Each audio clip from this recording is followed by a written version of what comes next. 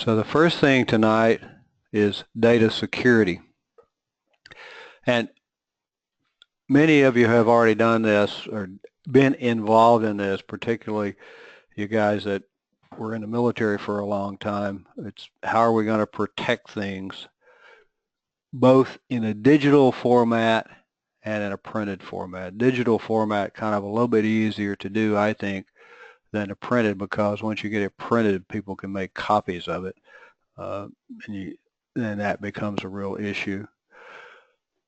So the objectives here are to understand the importance of policies, information, classification and preventing data loss and theft, understand the use of encryption to secure data, use data loss prevention software to manage secure information, and then to describe backup strategies and technologies. Backup is one of the things that most of us love to hate to do, but it's something that is really a thankless job until you need it, and then if you don't have it, you might as well get your resume up to date, because if you lose a lot of data, it's really going to be an issue. And then apply policies and controls to dispose of data and hardware securely.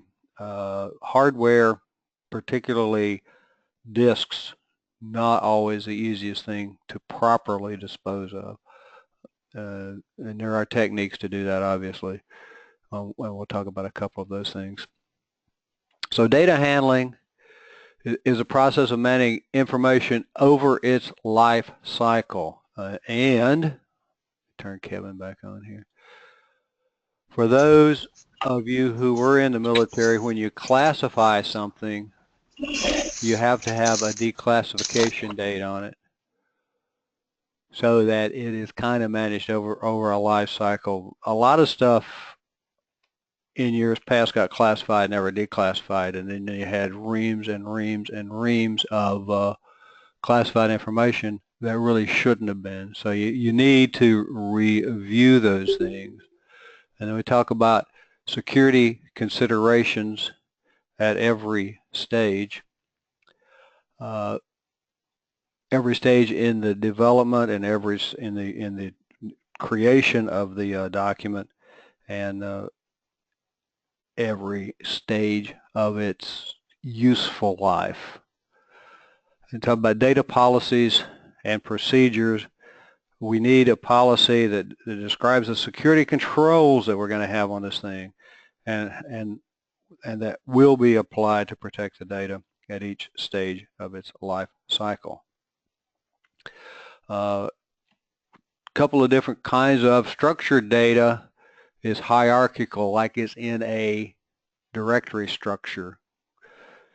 The unstructured data can be other stuff, and big data is typically going to be unstructured, and it's being managed now because it's really difficult to put that much data in a structured format. But a hierarchical is structured. Unstructured data be emails, chats, phone sessions, things like that. They're much harder to control. The documents should have a workflow, and the workflow is describes how the changes are going to be made to it and how the changes are going to be approved and how the classification of the document is going to be handled. Once the document is classified, it's got to be classified depending on how sensitive it is, what's in it, and really how destructive could it be to the company. Information classification in a business world is unclassified, can be public documents, press releases, those sorts of things. Something, no restrictions on viewing the document. These really would be something that you want everybody to be able to see. Classified can be private, restricted internal use, official use only, all sorts of different things. And this one, the viewing is restricted to the owner, organization, or to third parties under a non-disclosure agreement. And then we get into the confidential, secret, top secret, kind of the things that the government, military, and government uses. The confidential and the parentheses would be, they're the label, so the label would be lower. The classification confidential is sensitive for viewing by approved persons only within the organization and possibly trusted third parties. The thing about classifications, or at least the ones that I'm familiar with, is just because you have a classification doesn't mean that you're going to be able to see the material. You have to meet the classification requirements as well as have a need to know for these things. And I know some of you guys have had some very high level clearances and probably have viewed material at that level, but once you get into them, you don't see everything that's there, only the things that apply to what you need to do. Secret is a medium label, and the information is too valuable to permit any risk of its capture. Viewing is severely restricted, and you should have a pretty thorough background investigation of some sort for those people. You should have some sort of a review for everybody at any level except the unclassified, obviously. Top secret or high, the highest level of classification. These are things that can be really very, very damaging to the company and the government, to the country. So top secret is the highest classification of those things. And then publication, distribution. Who is distributed to, how is distributed, all of those things have to be taken into account. So when it's finalized, the document's going to be published, and they can be published on, well, we always think of published on paper as being published, but it doesn't have to be that way. And it should always show the date, the version of it, and the classification. The version, so that just like updating your computer so that you know you have the latest. And you should specify the storage and retrieval, distribution, and the security if it is compromised. I want to see if I had another slide there. So the storage and retrieval is, where's the document going to be stored and how can it be retrieved? Storage, if it's digital storage, where in the storage system? If it's paper, how's it going to be handled? Where is it going to be stored? How are people going to get copies of it? Distribution, what are the restrictions? Who can actually get copies of it? Who can see the information? And what format, and what formats may it be distributed, and to whom? Formats, paper, those sorts of things. Security, what's going to happen? What should happen if it is compromised? Who should be informed? Are the storage and distribution processes working for these things? In data, we have data states. We're going to have data at rest, data in transit, data in use. Data at rest is in some sort of persistent storage, and that could be on a disk or it could be in paper, whichever we use. If it's on disk, usually we want to encrypt the data using things like maybe whole disk encryption, database encryption, file and folder level encryption. Database encryption is in this list. Database encryption, yes, we would really like to do that, but that may not always work out so well for you, because if you remember, when we encrypt something, it takes a certain amount of processing and a certain amount of time. Databases usually are very busy and have a need to have instantaneous or near instantaneous response to the queries for those things. And then the permissions, the access control list, so that only the authorized users can read it. And we talked a little bit about Windows and Windows groups, and this may be something that you have a group that can see a particular document, whatever the document's name is. Maybe you make that group, put all of the users that are authorized to view it in that group, and then give them permissions to read, modify whatever you would allow or want that group to be able to do.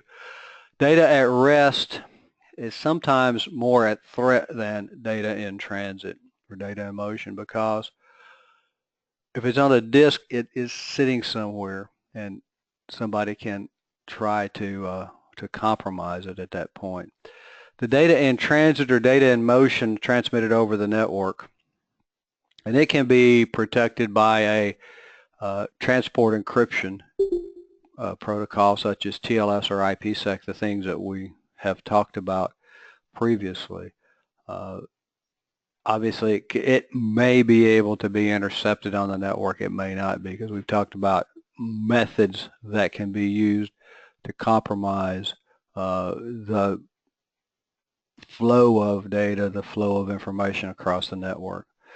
Data in use is volatile. If it's a document, it's going to be in memory, RAM or CPU registers, cache, or those sorts of things. And I guess one of the issues here would be, does it actually get cached? And we've talked about some methods, and one of the slides here, malicious intruder with a rootkit access to the computer may be able to access it. There are a number of technologies that I don't know how to use, but I've read about that can do those things. We talk about years ago, before Tempest, which is a method to shield computers because they used to transmit an awful lot, that you could actually read the screens of the old CRTs by using some materials that you got because of the transmission that happened with them. And it's the new technologies may emerge to encrypt the data in use, but as far as I know right now, there's not anything to encrypt the data that's in memory, that's on the screen. Even if it was, you still have to be very careful about that, because the other things that we talked about, shoulder surfing, which we talked about for passwords, but somebody could be standing over your shoulder reading the screen, and you need to be aware, and I'll say that in one of the other slides here a little bit later. How are the screens pointing? Are they pointing out so that people can read it through a window? Are you against a wall? Those sorts of things. All of that has to be considered when you're talking about data and who may be able to see that data. Retention and storage and destruction is a document at the end of its life cycle. Retention, some things have to be kept in archive after the active life cycle, either because of regulations or other requirements. And long-term storage can be a challenge. Long-term storage can be a challenge because you can accumulate a tremendous number of documents as you're doing those things.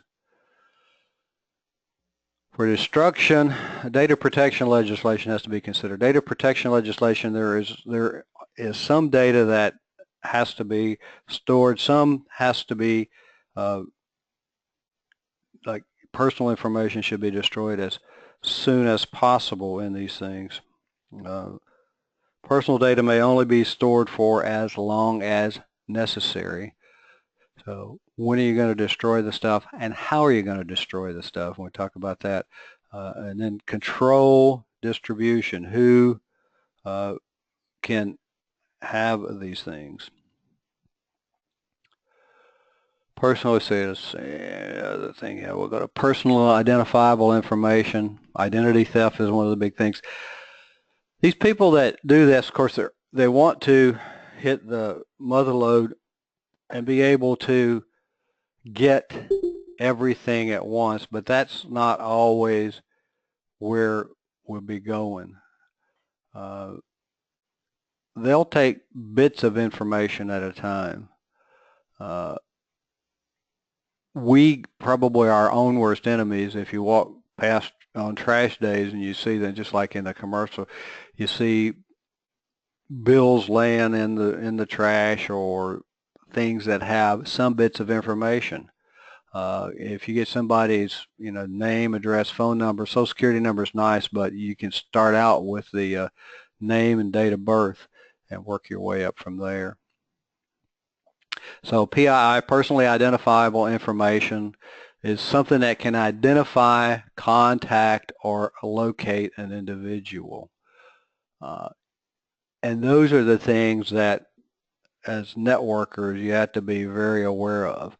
And if you collect information on the internet of any kind, you really need a privacy policies that you tell people what you're going to do with this information that you collect, and you need to protect it, because you have to be able to show that you had a best effort sort of arrangement on those things. Explicit PII, unique identifiers, full name, credit card number, social security number, and all those things are the ones that are dangerous to us all. And I guess that there's no need to keep saying those things, but those types of information have to be protected, period. Contextual, gathering enough shared attributes, age, race, gender, residence, to identify an individual, all of those things. And this is the stuff that they show, again, a couple of commercials. People are trying to get you to buy identity theft protection, little bits at a time, until you build a profile of an individual with enough information that you may be able to go get a credit card or buy a car or whatever else from them. Staff training, it's easy to inadvertently release those kinds of information. So the staff should be trained on how to handle personal or sensitive data, not making unauthorized copies, and not allowing the data to be seen or captured by unauthorized persons, and even authorized persons in some cases. And be aware of who is in the area when you're having conversations. There are some protection laws which make the handlers, and this is in Europe specifically, make the handlers compliant for the collection and storage of the personal information.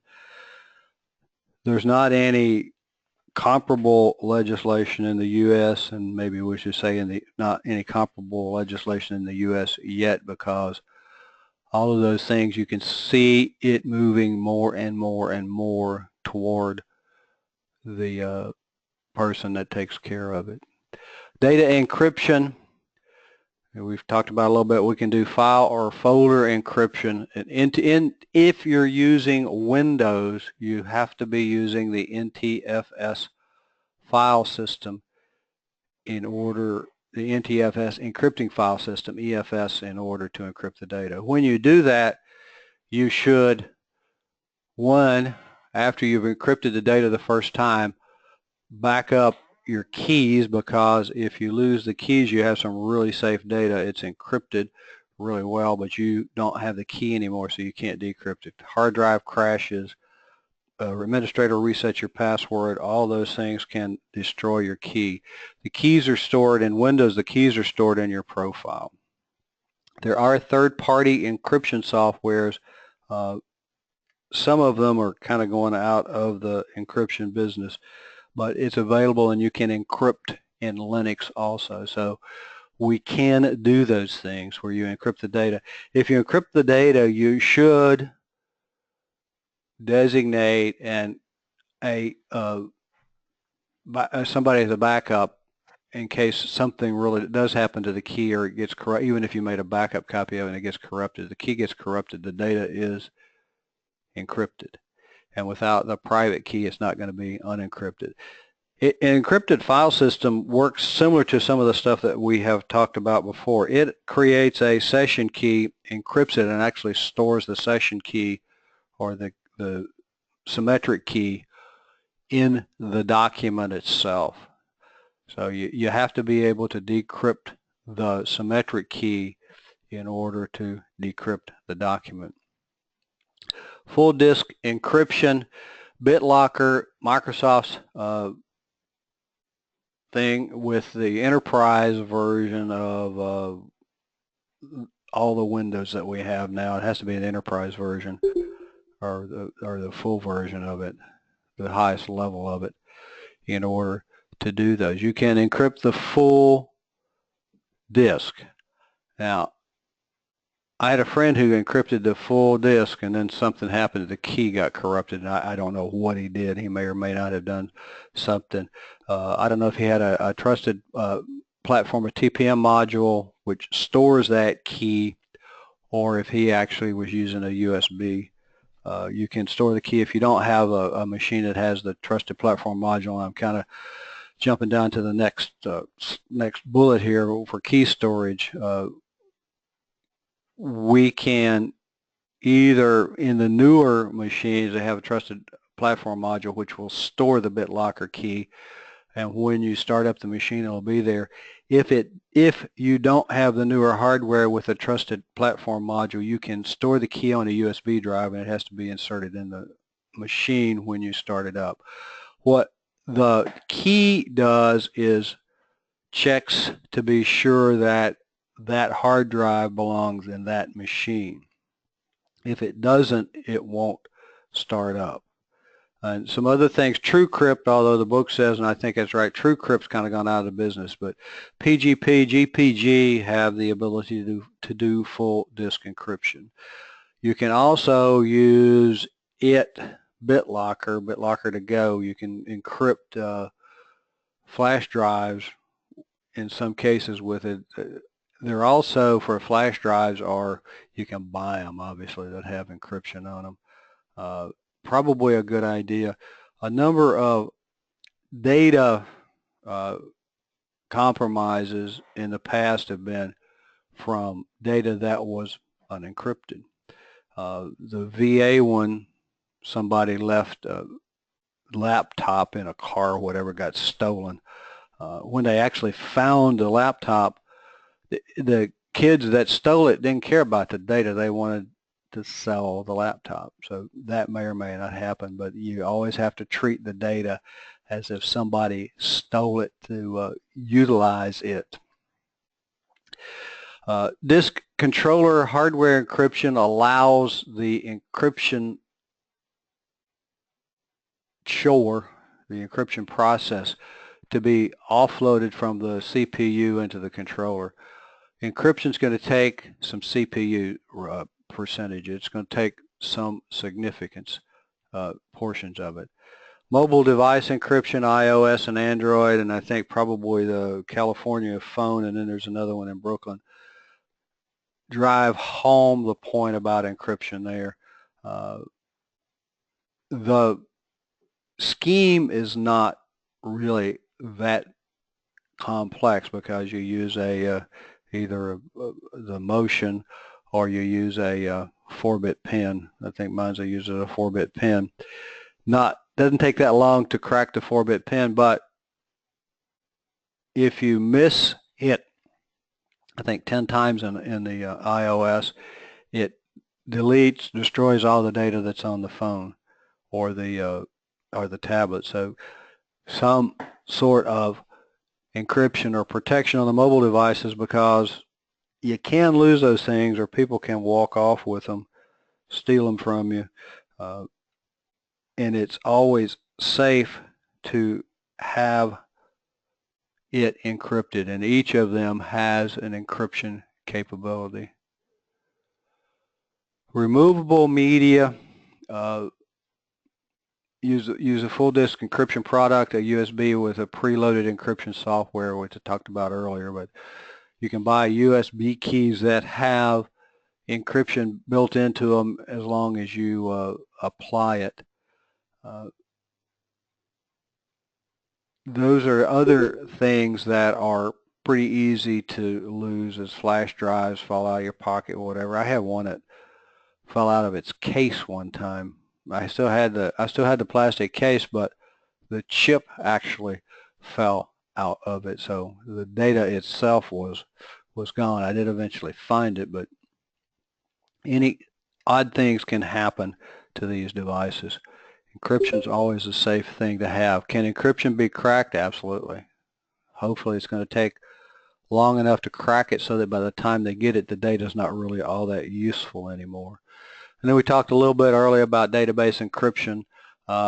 The issue there is, one is performance, being able to get the information. The other is multiple users on the database itself, because a database is usually going to be accessed by more than one user.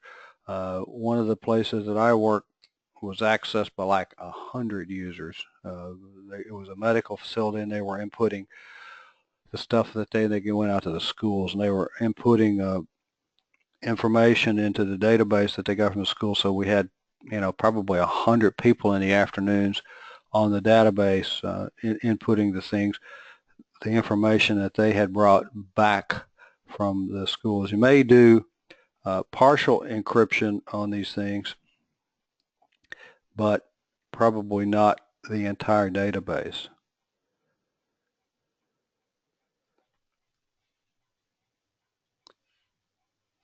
Data loss prevention. So soft policies to prevent copying of files to unauthorized devices on the networks. And I think I know that the government has actually, and you guys have just got out of the Navy, has disabled all of the USB ports on machines so that you can't do that. You can carry out an awful lot of information. And then back to who can install what kind of softwares. Are you going to allow your users to install Dropbox in your network? Because if you do that, it's just a matter of copying it in, and they can exfiltrate it easily by just copying it to their Dropbox. Are you going to allow Dropbox on it? I mean, it goes on and on the things that might happen with these things. So the policies need to be in place.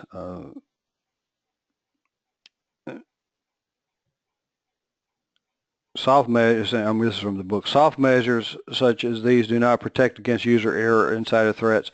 Users must, of course, be trained about document confidentiality and make sure they are aware of the insecurity of unencrypted communications. This should also be backed up by HR and auditing policies to ensure that staff are trustworthy. Soft measures, the policies, and the education won't protect against insider threats, the users that want to take the data out, and those kinds of things. We have technology solutions, the file permissions for document roles, and the groups and who gets access to what documents, so who can actually see documents. Control and use of the files and attachments, and control copy and paste, control of copy and paste of the text. And you can configure documents so that you can't copy them. And if you can get the password, you can always do that, but you can set security on it. Adobe, the PDFs are particularly ahead of a lot of that, but Microsoft has the ability to do that also with their rights management. And then the rights management, we're going to have some components here, and this is what this little pop-up is over here on the right, the distributed rights policy template. It allows us to control to some degree what goes on the document. And you notice this one over here, the rights for anyone is to get full control, but they got views, which means that they can see it. They shouldn't be able to save it, edit it, copy and paste from it, those sorts of things.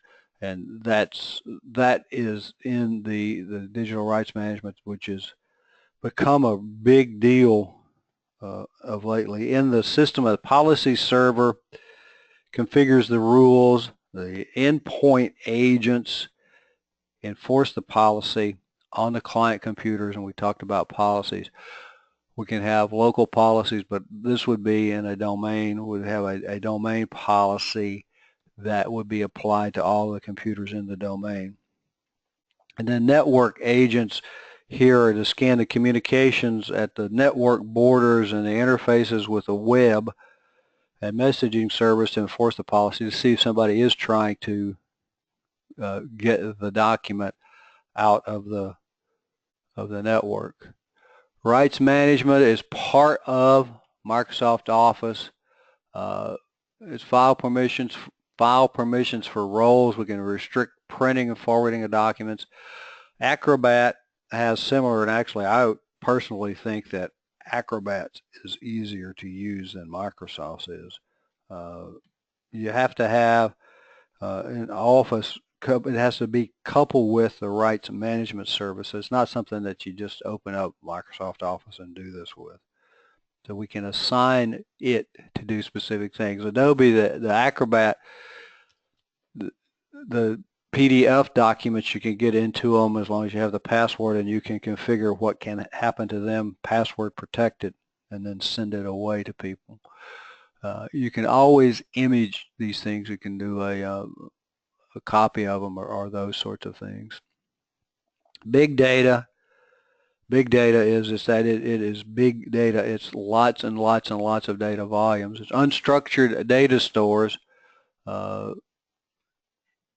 This is IBM volume, variety, velocity, and veracity is what they talk about with these things. We talked about a little earlier. It is unstructured.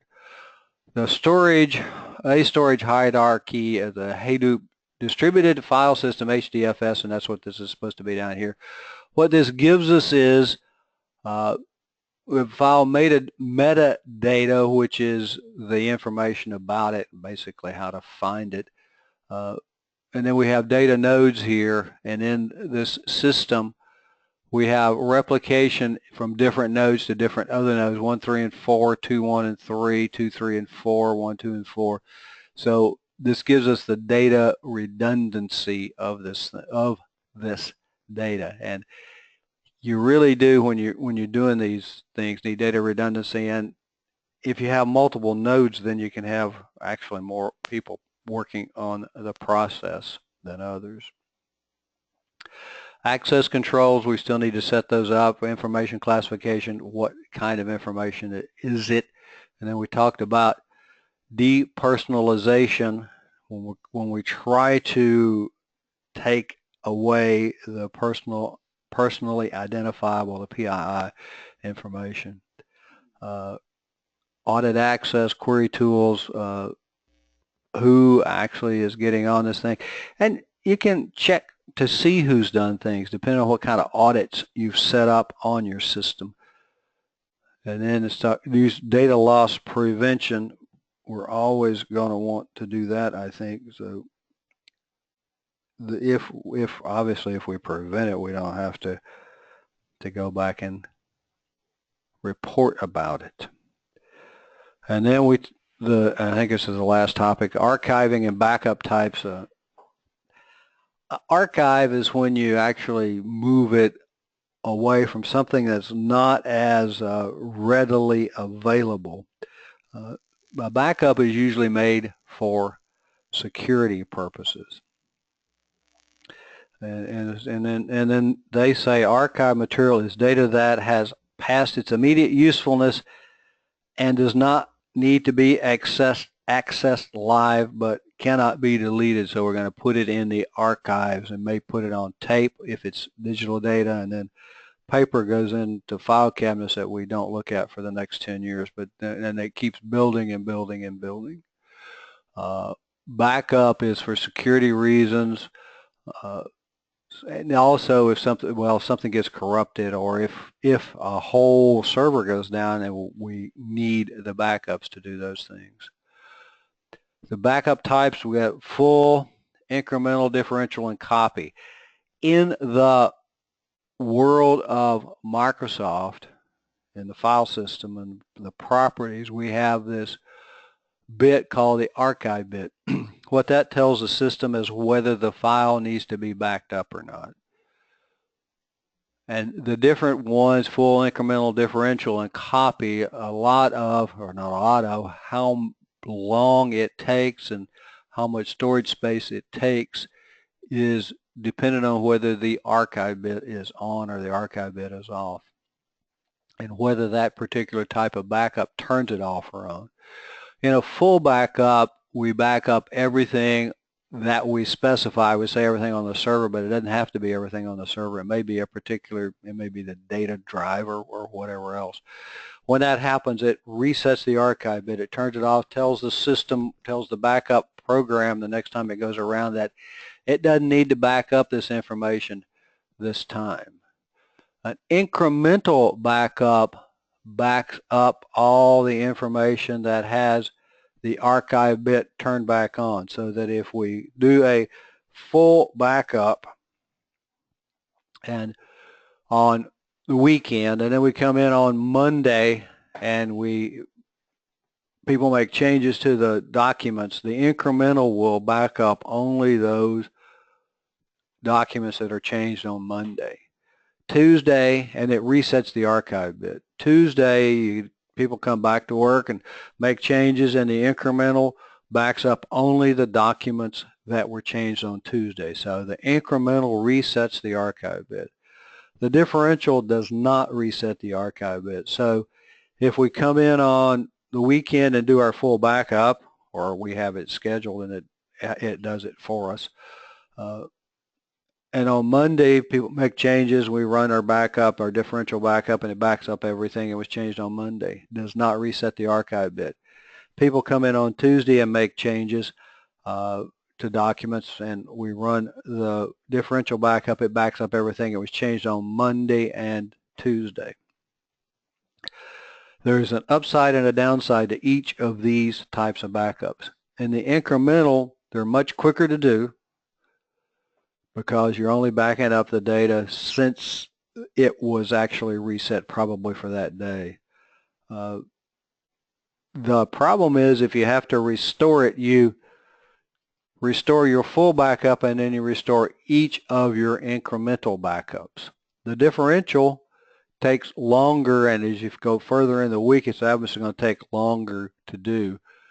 But if you have a problem, you come in and do your full backup and then your last differential. So it can be, each of them has, again, its upside and its downside. The differential, quicker to do the backup, much longer to do a restore if you need it. Differential gets longer each day because it backs up everything since the last full backup. You should not mix incremental and differential backups. The copy backup doesn't reset the archive bit. It's used for an out-of-sequence backup. So that if we're going to do something and we're afraid that we may do some damage to the system, it would make a copy backup, do whatever we needed to do, and then if we did need to restore it, we'd have the copy of it right there. Retention policy and recovery window, how long do you need to be able to recover documents, because you can't have unlimited amount of media.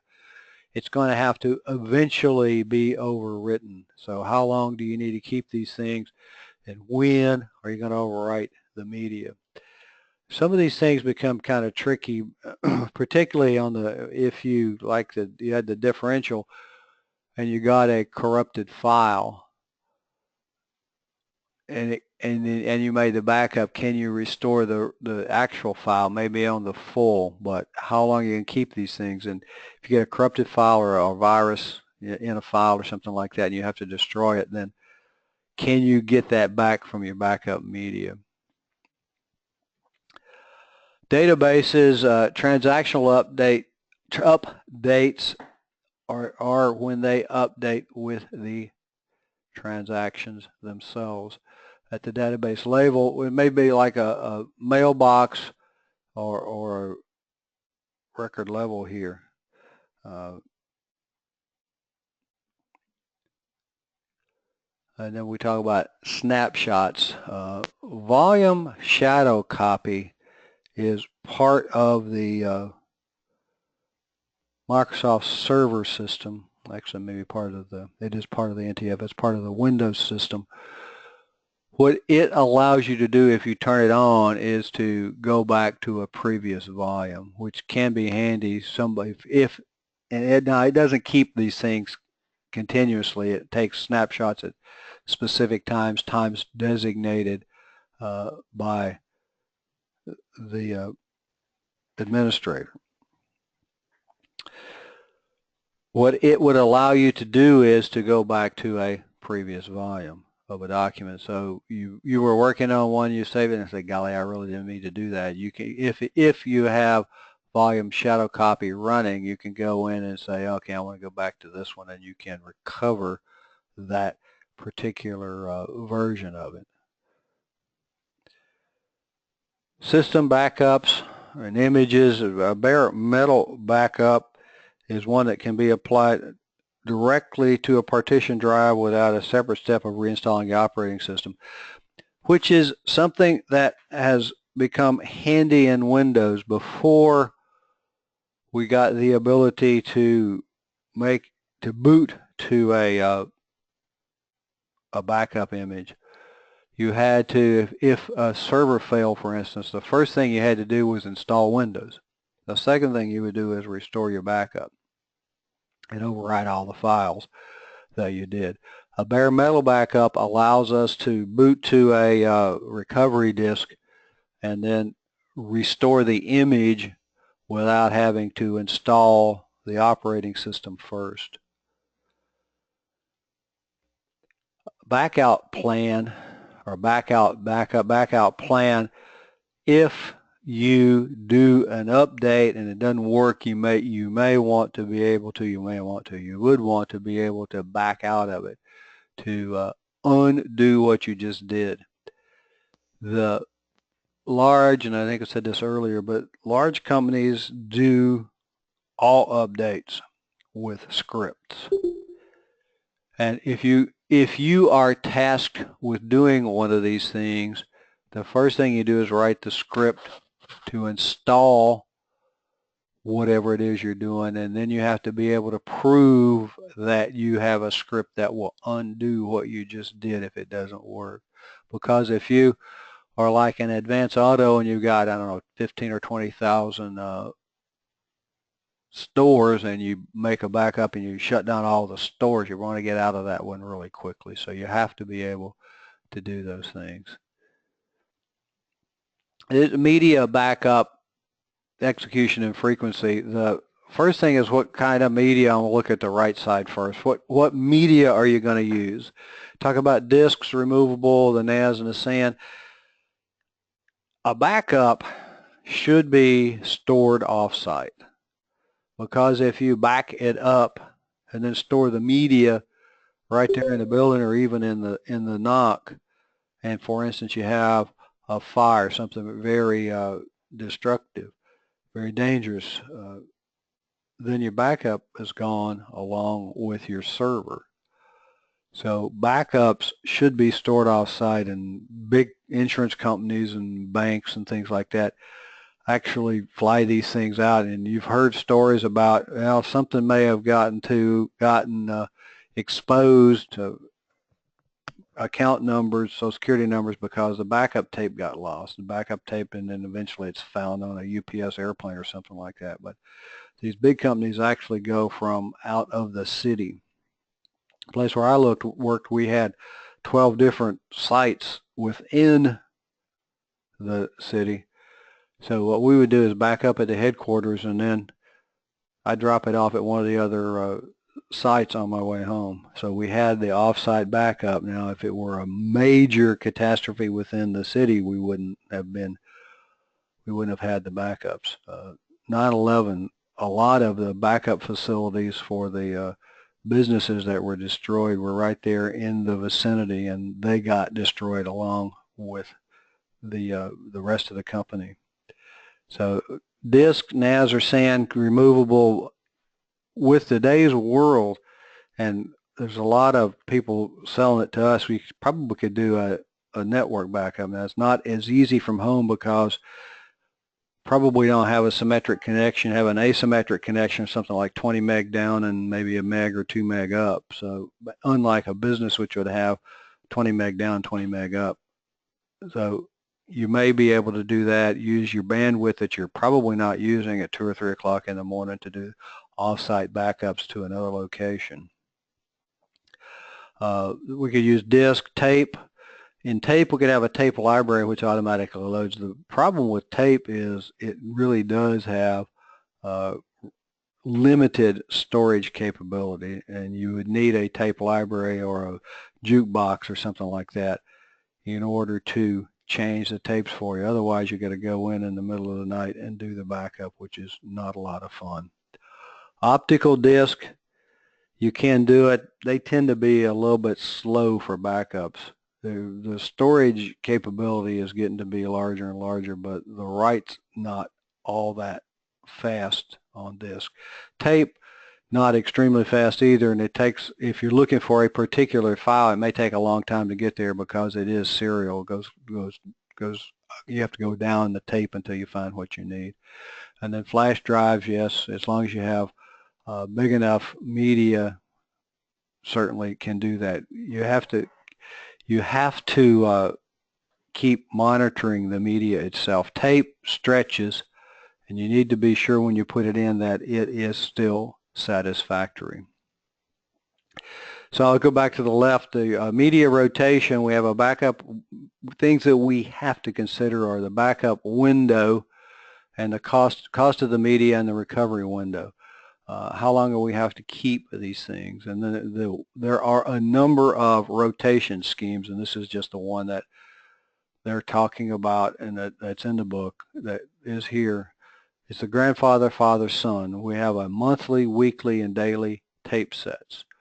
So what we do is we do daily backups, and then the last daily becomes our weekly, and then the last one of the month becomes our monthly one, and you're probably going to have an annual also. So and you can do a number of different rotations, but what you have to do is come up with a scheme that will allow you to meet your policy of how long do you need to retain the media for, to retain the information for, because you really are going to have to reuse the media. Labeling is a big deal because if you need to go back and get one, you need to know what day it was made, what kind it is. A full on January the 12th, you need to know that. An incremental on January the 14th, those kinds of things. Off-site copies, and maybe hopefully I've covered that. They should be off-site. And in a lot of industries, there is a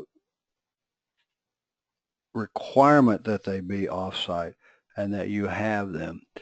If this is again one that everybody loves to hate, and it's no fun, it's not anything that we would really probably like to do, but if you ever need it and don't have it, you're going to be in big trouble. The other thing, restoring and verifying data. When you do the backups, check to be sure that they work. I've been to at least one place a lot of years ago that was doing backups,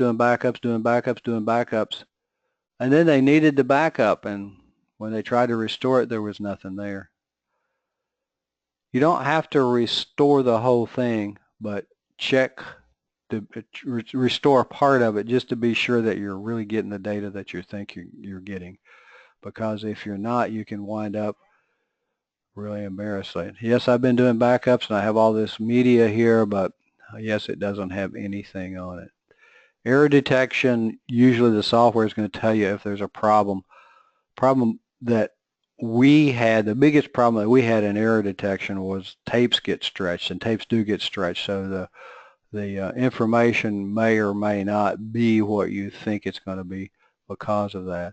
The tape drive, when you put it in, will check it to be sure that it can write to the tape. If it's not, it'll usually just back it out for you, and then you have to put a new tape in. Configuration, backing up the correct data set. You specify what you want backed up. Could be the whole system, or it could be part of the system. And then test the restore procedure. Tape maintenance. Tape really does become an issue when we do these things.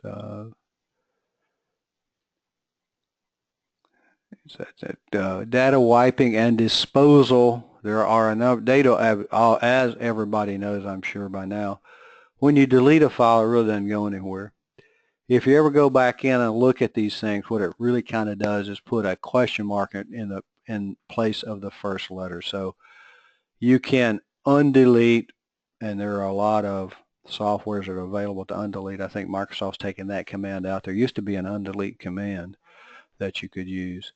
But when we get rid of systems, you really need to be sure that the data is gone. And sometimes you may want to just be able to wipe your data from your system. There are a number of softwares that will do that.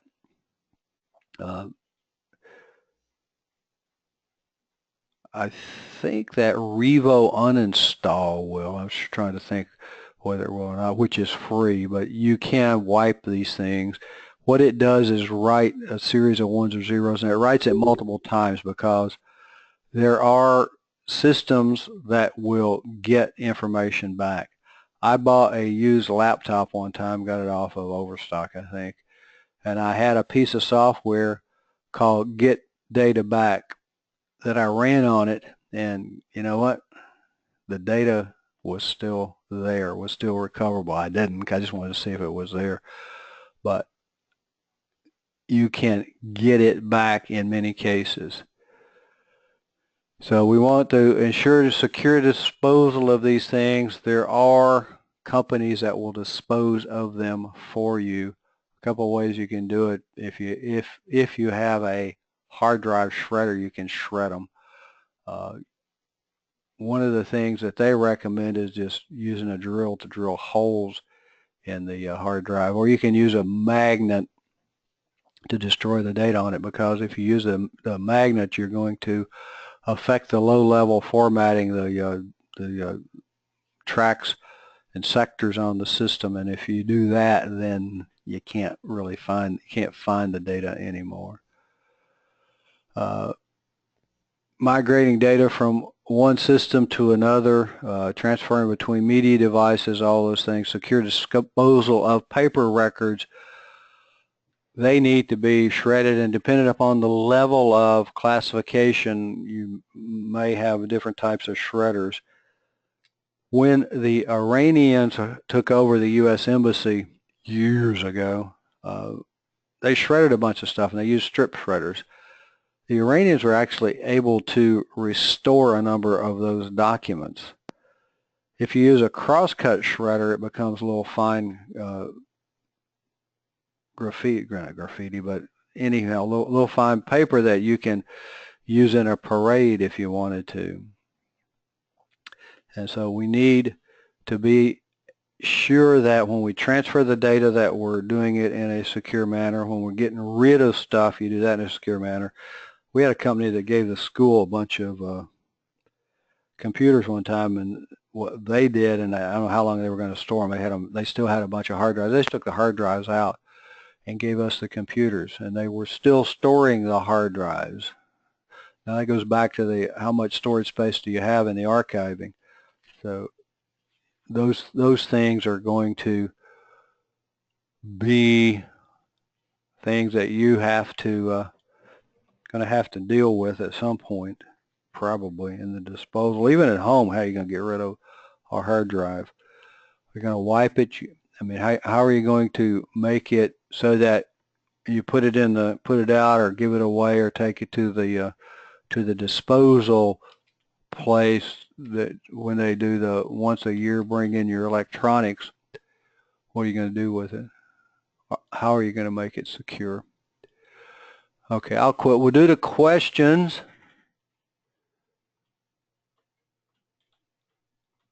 And Derek, Kevin's here to help you tonight.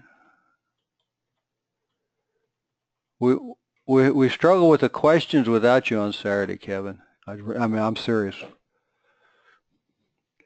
So, what are the main management issues for a confidential document that has been published?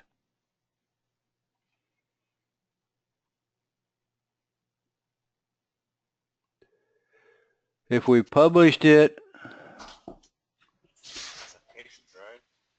Hmm? Classifications. I still didn't hear you.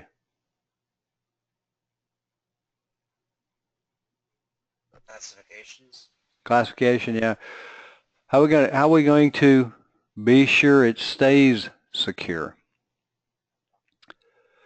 What they say, classification, protecting the information, because once it's published in whatever format, we kind of lose control of these things. If it's on paper, how do you keep people from making copies of it? Those kinds of things. I was trying to find a slide that did this, but I'm not doing it very well. But storage of it, classification, distribution, classification, change management, classification, privilege management, certainly classification, of any changes to the access control for the instance. What are satisfactory ways of protecting confidential data stored on a hard disk for disposal of the disk? So if you're going to dispose of a disk, what are you going to do to it?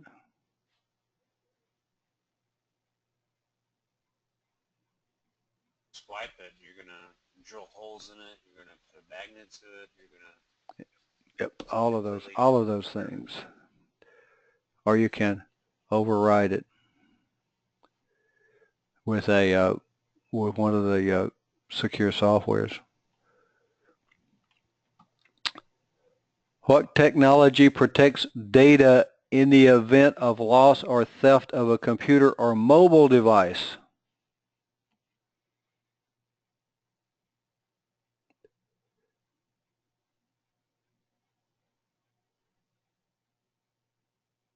Okay, Derek or Kevin. Let's see. What protects your mobile device? What if you lose your phone? What's going to keep people from getting your information? Well, I know password. I don't know if it's password and stuff like that. Yep.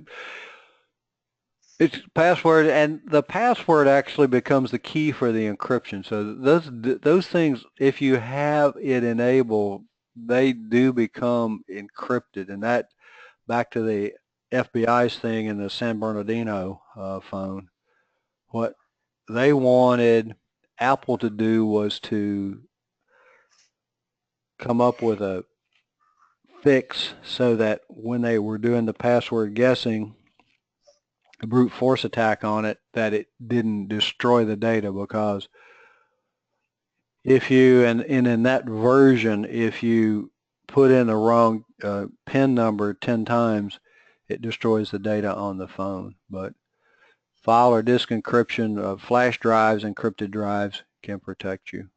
Those sorts of things. What sort of software prevents unauthorized copying of data onto removable media? And I don't think I made that real clear. That one is data leakage prevention, and that's leakage is when it gets out of the system.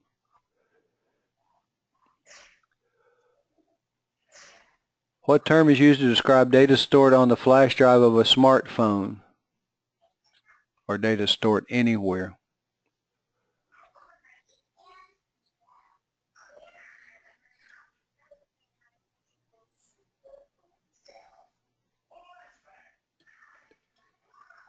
Somebody help him.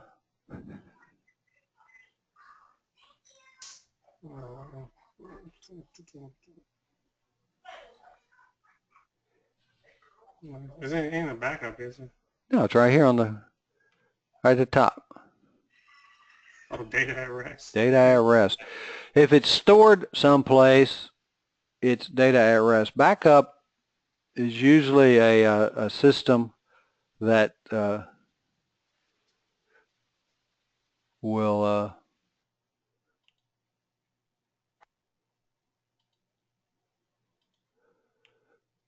that you store and take off site. So data at rest. What range of information classification would you implement in data labeling? And that was right here. The labeling are the ones that are in parentheses. Although they list all of them here, that Confidential, they don't. They do. They don't list secret, or yeah, they do. But the labels are the public, private, low, medium, high. The classifications, and they really do the same thing, are the others. What is meant by PII? Personally identifiable information. Correct. What use is TPM when implementing full disk encryption? The trusted platform module. What do we put on it?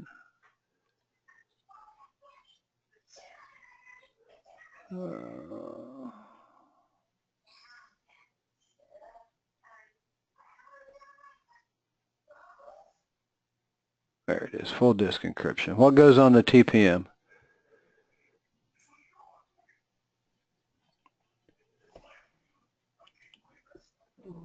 Basically a BitLocker and all that kind of stuff. Yeah, what it does, it actually stores the key. Oh, the key thing.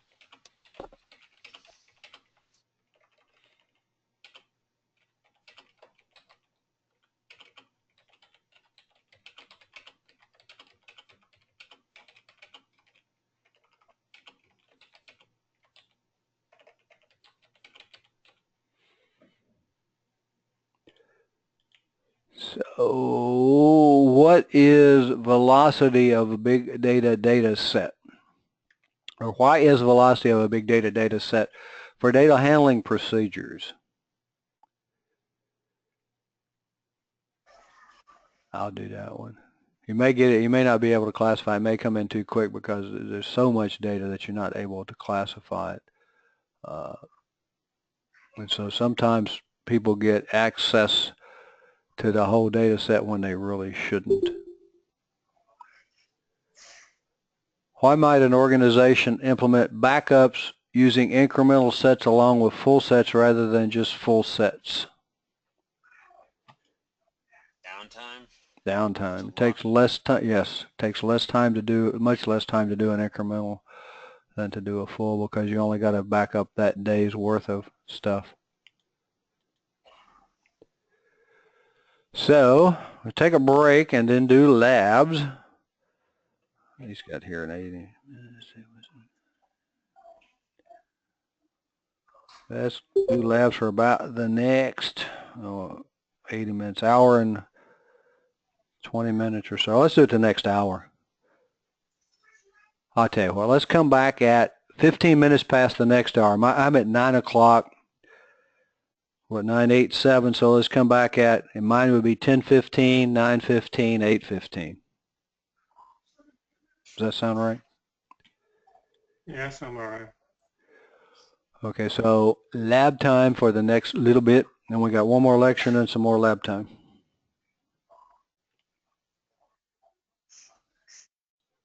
With that, talk for a few minutes about web services security. Can't talk tonight. So the objectives are to describe how SSL, TLS, secure socket layer, transport layer security is used to secure HTTP communications, harden web servers, identify vulnerabilities in FTP and peer-to-peer file sharing software. With that, HTTP is the protocol that allows us to go to web pages, unsecured web pages. HTTP is unsecure. If you do a Wireshark scan of a network and you look at it, the HTTP, you can actually see the data is interpreted generally in the Wireshark scan itself. The requests are formatted as URIs, Uniform Resource Identifiers, formerly known as URLs. And most resources are provided as HTML web pages, and most of the resources are downloaded automatically, and so they're associated with binary files. The pictures, the documents and so on are downloaded automatically, or the words. HTML is actually a description of, tells the web browser how it should format and how it should make the page look. Forms are a mechanism that allow us, the client, to upload information. Then there are forms. There are you can do a put, a get, or you can put information or get information from these things.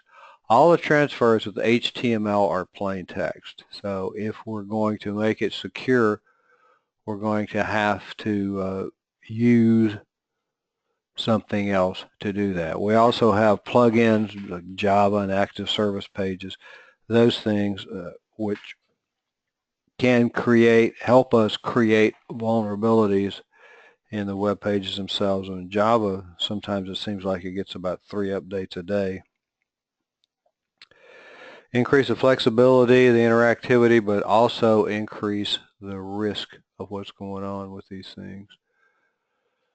SSL TLS, Secure Socket Layer, Transport Layer Security, is used with TCP in order to make the connection to the website secure. The picture up here, you're connected to live.com, which is run by Microsoft, on and on and on. This is the information. It's a little lock with the green address tells us that it is secured with the lock, and the green tells us that the certificate that's used is secure. HTTPS doesn't work with UDP.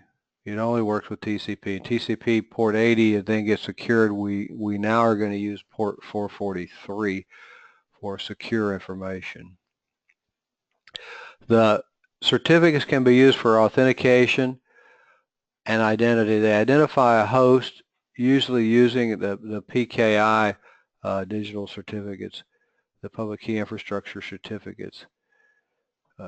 Confidentiality and integrity provide a secure connection between the hosts. And this little image down here is what we do. So we have the server and the application, the presentation, the internet. Actually, what I was showing here is where the TLS goes between this. I think the book says it's between the transport and the session layer. Most of them show it as a part of, on top of TCP, as a part of the transport layer. It's the thing that's going to allow us to securely communicate with the web server. The client requests the connection, the operation. The client requests the connection, supplies the information about itself. The server selects the best available cipher strength and responds with a certificate. The best available cipher strength is going to be the strongest cipher that's available on both devices. Once the server provides us, and we're usually going to be the client, the certificate, then we're going to perform a session key exchange. First, we're going to check the certificate, and then after you check the certificate, be sure it's valid. You're probably not going to connect if it's not valid, because you can get the little red address box. Client and server then establish encrypted communications. Visually, what happens here with those words, and that's why I went through them relatively quickly, is we send a hello message to HTTPS and request a secure session from the web server. It responds by sending its public key. So it sends its public key over here to us. Once that happens, after we verify the certificate, we encrypt the certificate with the public key, because you remember from talking about the PKI, public key infrastructure, that the public key is just that it's public. It can be used to encrypt. That can only be decrypted with the private key. So we send the one-time session key encrypted using the server's public key.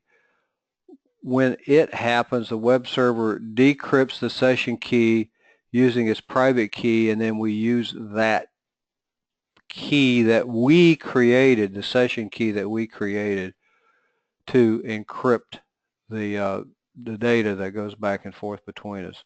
So now we have a secure connection. We're sending data securely through this magic tunnel here, which actually goes through a lot of servers and those sorts of things. So we encrypt the data. We don't encrypt the header information in this case. Perfect forward secrecy and cipher suites here. Perfect forward secrecy is part of the session key that we just talked about. If the RSA key, the actual key, is used for confidentiality and authentication, the private key stored in the server may be compromised. And if it is compromised, then all of the encrypted data that we've used it for is compromised. What perfect forward secrecy does uses a Diffie-Hellman key exchange, and we did a key exchange with the system that we just did to create ephemeral or session keys. So then we use the session keys to encrypt the data, which means that if the key that we use to pass the session key is compromised, we haven't compromised the data that's been encrypted because we used a session key or an ephemeral key in order to do that. The client and the server have preferred cipher lists, and the server is going to dominate the client in this, and it's probably going to have more cipher capability available. The key exchange and the authentication and confidentiality is done with an HMAC to do these things.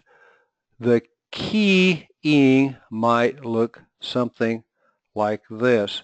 And what this means is that the server, and this is what the server is telling the client that it can use an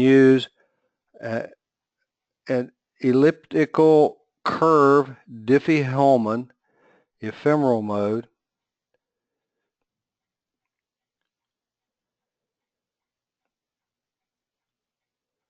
and that it's let's see, ephemeral mode, and supports perfect PFS, session key exchange. RSA is used for the authentication. 128-bit AES GCM for block symmetric encryption confidentiality, and that we're going to use the 256-bit secure hashing algorithm for the HMAC functions. So this would be a security suite. If the client can now use all of these, because this is the preferred one for the server, this is when we talk about negotiating the security. Each of them has to have the same capability before you can use that security, that suite, the cipher suite.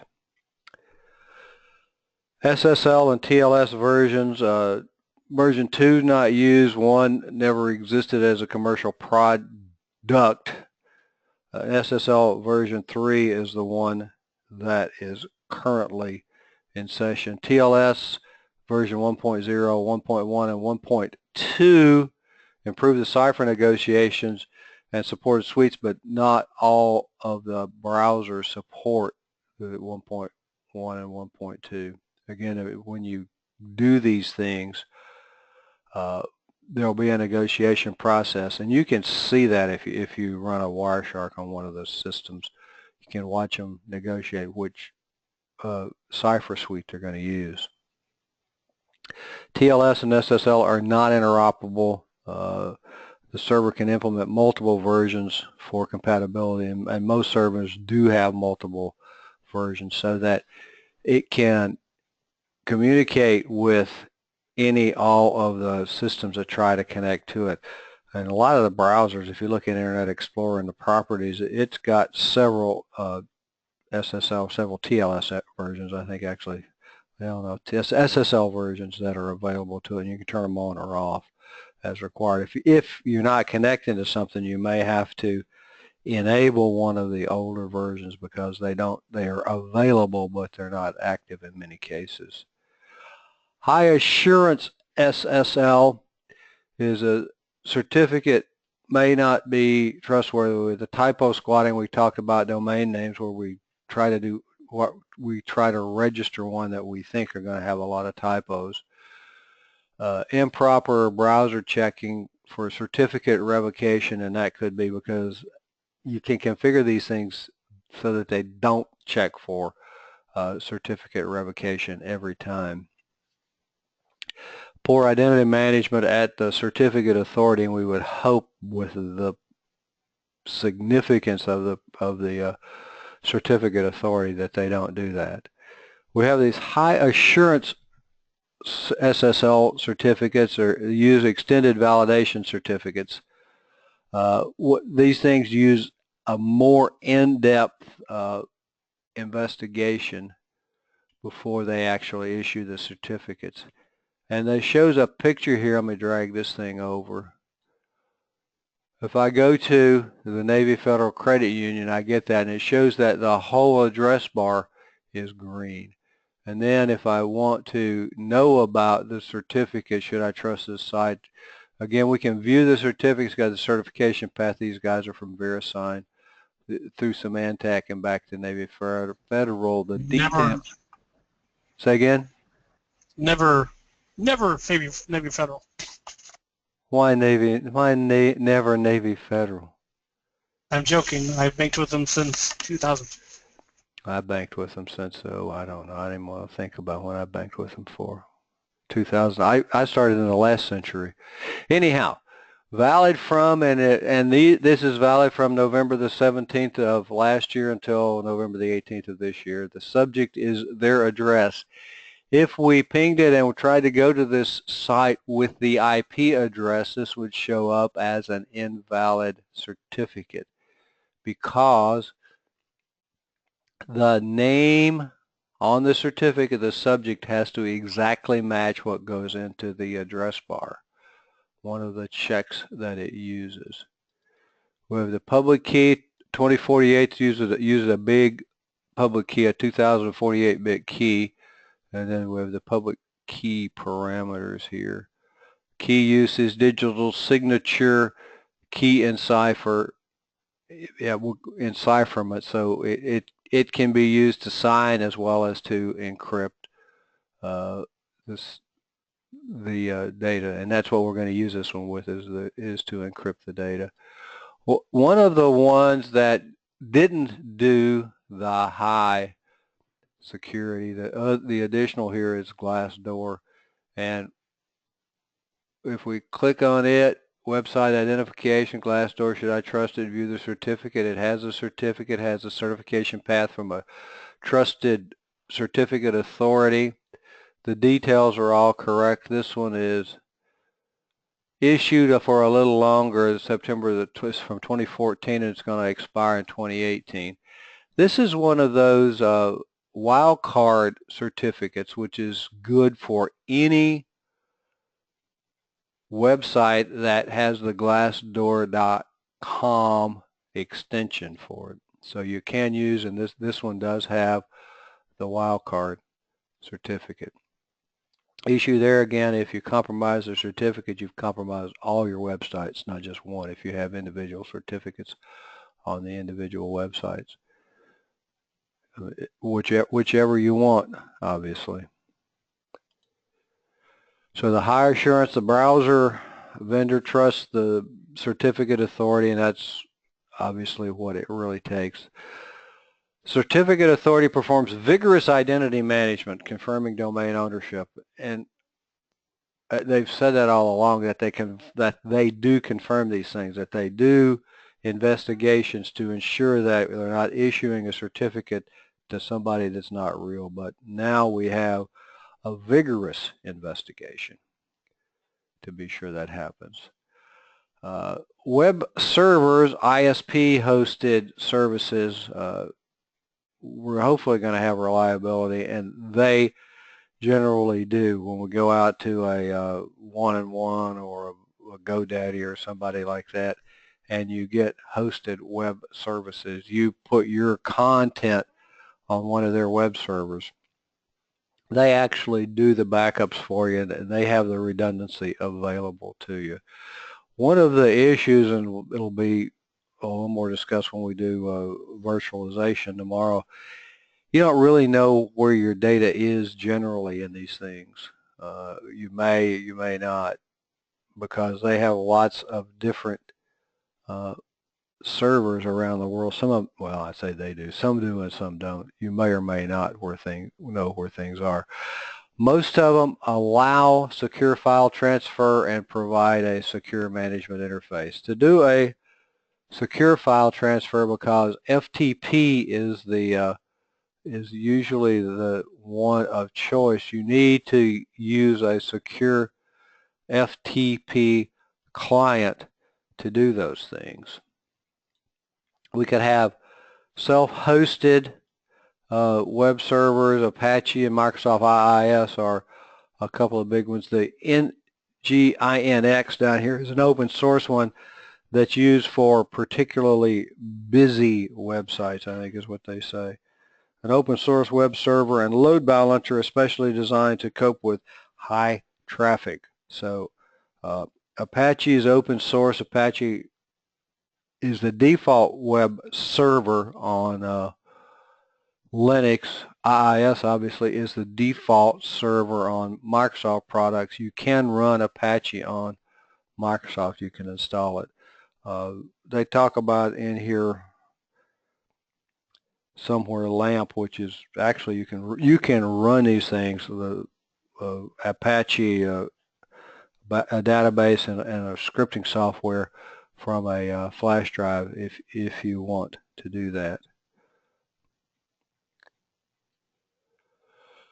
Web server hardening, guest access, typically read-only. The default, at least for well, it's for both of them. Each of the servers has a default user that gets the information from the directory structure, because everything eventually winds up in the directory of the system. IIS user is Microsoft's, which has read-only access to the information.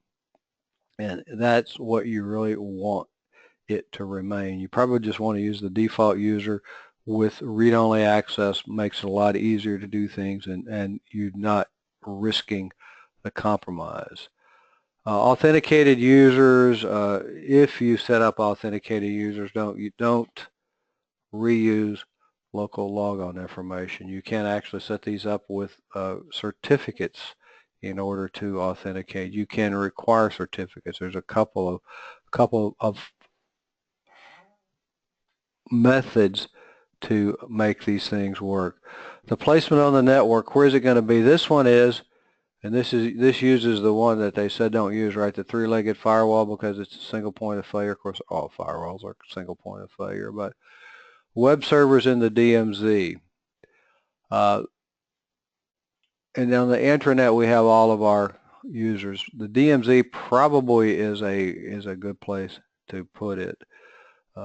If you put it in your private network, you're going to have a hole in the firewall that users get to the private network. If we're going to do that, we probably want a reverse proxy out here somewhere so that they don't actually get onto the system. SSL and TLS for secure transactions, obviously you want to do that, placement on the network. And detecting rogue servers. What we don't want is people installing web servers typically on the system. Unauthorized web servers on their PCs, a version of IIS, and they are there. IIS, it's not installed, but IIS does ship with the Windows client machines. Directory management, file change management, this is all monitoring what goes on the, who's going to be able to make changes. What's the directory structure going to look like when you design the system? You need to be able to have access control with any of those things. The systems come with some basic, when you go to a Microsoft one, it says your IIS, whatever it is. I think it still says that's what it used to. Just to show you that the system works. They talk about disable directory browsing. Directory browsing shouldn't be enabled by default. But the sample files remove or just don't use that part of the web server. They may be able to be compromised.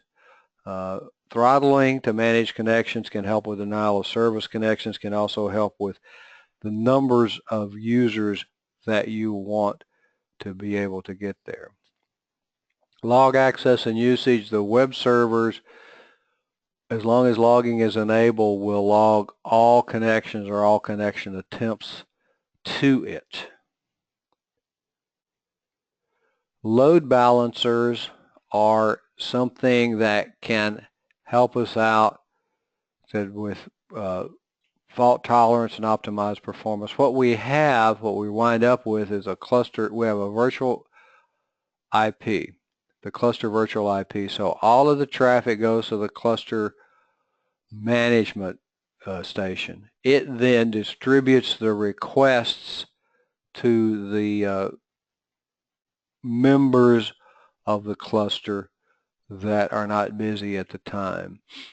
There also is a way in DNS to distribute this. It's called round robin, where you have multiple IP addresses for the single name, so that it will go around. Like first it'll go to server A, then server B, then server C, and then go back to A, B, C. This one, the cluster management actually, the load balancing cluster allows the management machine to determine which of these are not busy, and it sends the traffic to the unbusiest, the one that's not busy at the time, machines. File transfer, FTP, we have active versus passive FTP. FTP connection is on port 20. The data transfer, or 21, sorry. The data transfer is on port 20 for active mode, or the client chosen port for passive mode. So what we have is, I don't have it, I thought I had another one. What we do in the active mode, we connect on port 21 and then do the data transfers on port 20. Sometimes that becomes an issue with firewalls. Passive, we connect on port 20. This machine over here is going to have connected using an ephemeral port, a high number port, so it's going to be in the, I don't know, 50,000 or whatever. Connects to port 21, and it tells the server what port it's going to use. Usually the 50,000 would be 50,000 plus 1, whatever the connecting port was, plus 1. And then it's able to connect back to the server on that high port. So it then uses high ports in order to do systems. I think that's the last slide. One of the things I do want to show you about websites a little bit, and some of you may have used this tool before. We bring the Chrome browser in here, and the Netcraft tool extension. Yeah, we can look at that. Netcraft tool extension, if it will help me out here, we can go to a site report on any of these locations, and my wife uses msn.com, and it's not the best place to start. So the site port on this thing, the site title, MSN, Ireland home, news and all that other stuff, is first seen in 1996, English. Site rank 46, the description, keywords are not present, the site address, the domain, the IP address, IPv6, it doesn't have one. Mark monitor, Microsoft, owner, and then down here it tells us which server it's running on and which IP address, and you can see this one has changed a couple of times on that, and how long it's been when it was last seen. This one was last seen today. Netcraft risk on this thing is 0 of 10, so you can actually get from this site report, if you were looking to do something else, what these guys do. You can get a little bit of information to start out with on the system. ACP, the NetBlock owner who owns them when it was first seen, the site rank, the organization who owns it, which would give you a starting point on who is, because, and who the domain registrar is. It's an edu, so it is. So the name, server organization, who is.education.net, we can get there, and then we look down here, and this has got the NGINX web server. I had Apache before, Apache Ubuntu, tells you which server is running, so that's going to help you if you're going to try to compromise one of these things, help you find out whether it has any vulnerabilities or not. I just thought that was an interesting little tool that's available, and you can get it for Firefox or Chrome. I don't think there is one for Microsoft for it, but anyhow, we can use SSH over SSH FTP, which is SFTP, and these are the kind of questions I really like to ask to just mess you up. And then FTP over SSL is FTPS. Trivial File Transfer Protocol, TFTP, runs on UDP, and it typically is used to do things like download configuration files from routers. Peer-to-peer file sharing are a risk because there's no real protection on what's coming into the system. Torrents, they talk about torrents. Torrents actually are probably more secure than just downloading a file from some location. The reason being is you don't get the whole file from any one location, so it's really difficult to put a virus in it. If we're downloading something, I told you the story about the instructor that was able to infect the whole room, downloading from a site, from a piece of software that we own that had an MD5 key. He didn't check it, but there's no guarantee that that's there. So peer-to-peer file sharing, if you're downloading the whole file, it's fairly risky. Torrents, really not so much, although they've gotten a really bad name, mostly because they're used for a lot for pirating. They don't have to be used for illegal software. There are places, if you're going to get like Backtrack or Kali Linux, and some of the Linux distributions, you can download them with a torrent, and they're a whole lot faster to download this big open source operating files with a torrent than they are without a torrent. So do the questions, and then we'll do some labs, and then we'll be done for tonight.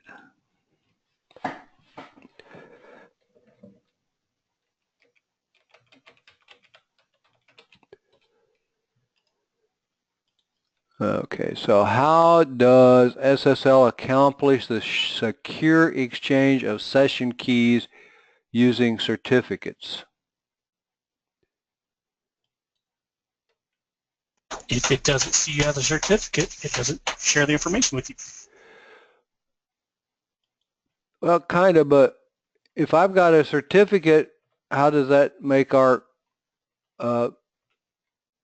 connection secure?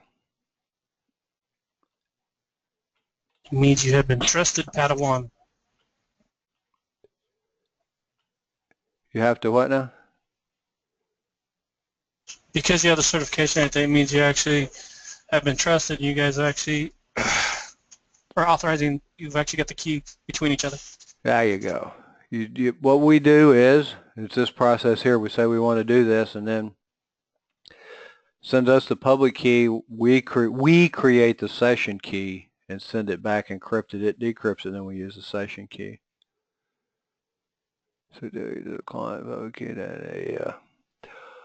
What general principles should be followed when setting up user accounts on public web servers?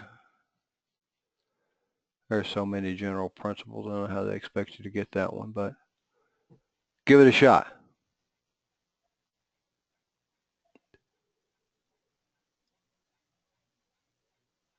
Password.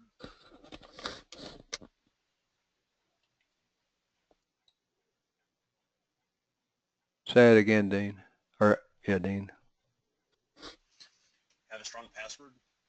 Strong passwords, don't reuse usernames, don't reuse passwords, and the guest account is configured to browse, they say is only configured to browse resources. You shouldn't have directory browsing enabled on these things. On like admin or something, then they can go in there and really screw up your computer system. So always have it on guest or have it restricted to where they can't really go in there and modify your whole system. Yep, exactly. You want them to be able to do that. And one of the other things they say, you can configure these things so that you take content from a different drive, different directory on the hard disk. And you probably don't want to do that because when you get into that, you have to get into giving permissions to do that. And I found out when I did that, it didn't really work that well anyway, because once you get into giving permissions to this user, this guest user, to get access to the resources, then you wind up risking your directory structure because you've now gotten away from the read-only from the default user and is read-only for the IIS folder, the www root. Why is throttling configuring the what is throttling? What is throttling? I can't see tonight either. It just limits the connections. Yeah, limited connections, so that we limit the simultaneous connections, the data split, whatever. We're going to slow down things. What application is typically used to secure FTP?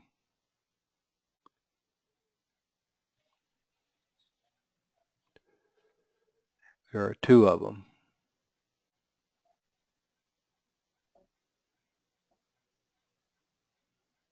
SSH and FTP. Or the SSL. SSL and SSH, correct. What cipher can be selected to enable perfect forward secrecy when configuring TLS? I'll do this one. It's Diffie-Hellman ephemeral mode or elliptical curve Diffie-Hellman ephemeral mode. And perfect forward secret, that was one of the things when Windows 2000, I guess, actually started, they supported PFS, and Linux does, so it's something that is available. A client and server have agreed to use the cipher suite ECDHE, ECDSA, AES-256, GCM, SHA-384 for TLS session. What is the key strength of the symmetric encryption algorithm?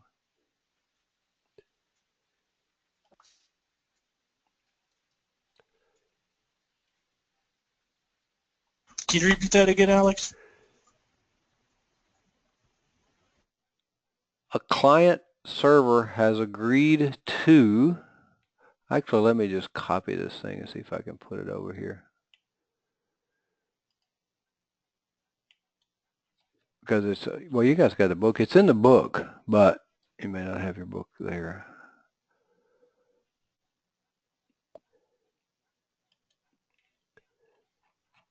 Let me go down here and see if I can paste, yep. Okay, you've agreed to use this thing here.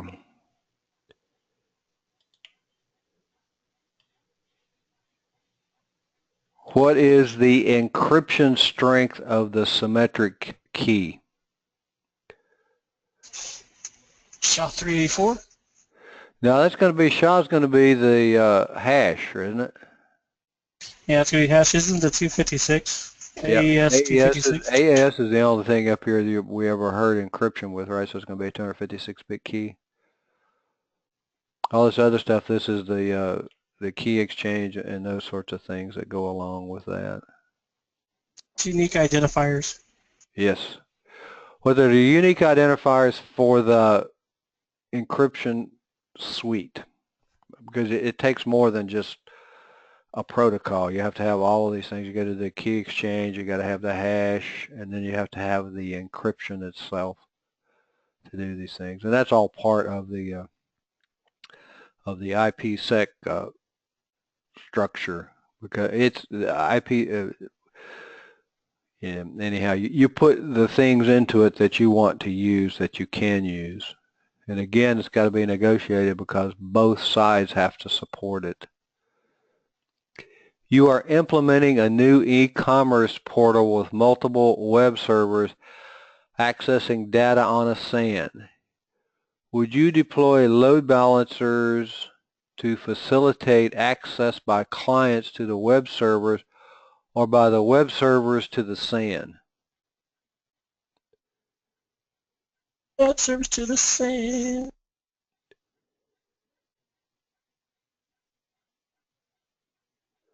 Well, load balancing is, and this is, and we hadn't talked about data clusters, because there's two types of clusters, and I should have said that, and I thought about it and I didn't.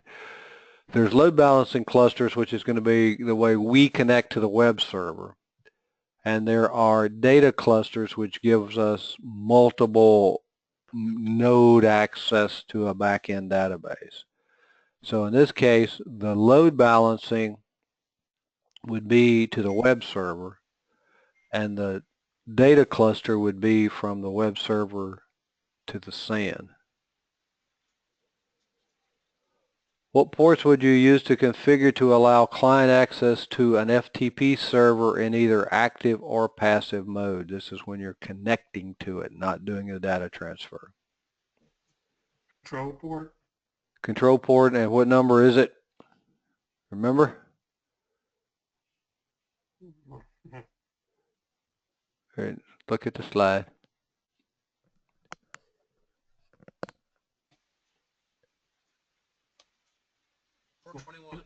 Port 21.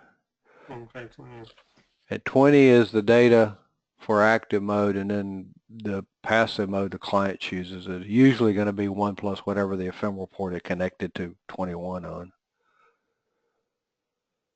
You are configuring SSH on your web server to allow for secure management access.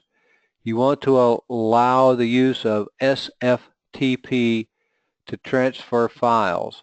What port must you open on the server?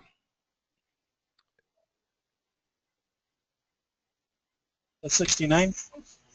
Now 69 is TFTP. So we know it's going to be SSH FTP, right? 161. Actually, Now 161 you're into net BIOS. 22, isn't it? 22. Now having said that, that's the way you answer the question on the test. Let me start. I've got one here because I use it for a website that I help some people with. Let me see if I can find it. Having said that, you're going to have to honestly connect to the one, whichever one, Windows Secure Configuration. So you do this thing, it connects to port 990, and this one is already set up. When we click on it, oh, didn't work.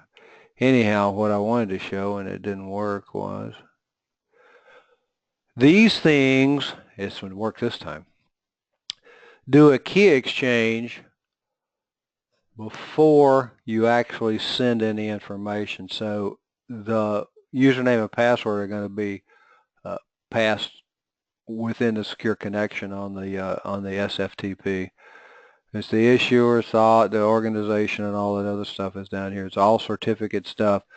And this is asking if I want to store the certificate, and I say no, just because I don't want to store the certificate. So SFTP, you got to use whatever, and these guys use SFTP. They connect with 990. This is 1&1's system here. So